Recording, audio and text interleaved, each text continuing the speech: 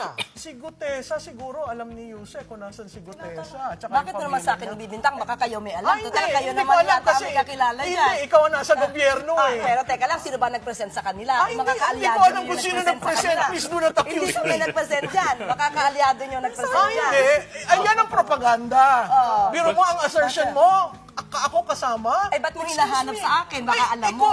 Alam mo, pag ikaw ang estado, Okay. never mind. Well, let's I respect this show. I do not want to go to the gutter. So, don't Let's ask start ng vote. kasi.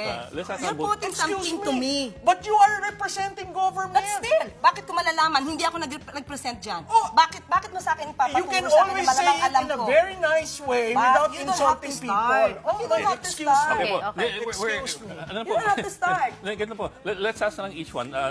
Do we have any information from either end?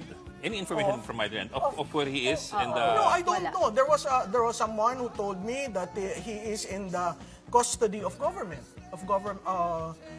agencies of government, including the family.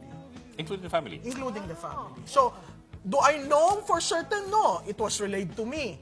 Am I part of the scheme that some people would say I am part? I am not. I am just an ordinary citizen who loves this country and would like to comment on certain things. Tinanong natin yan sa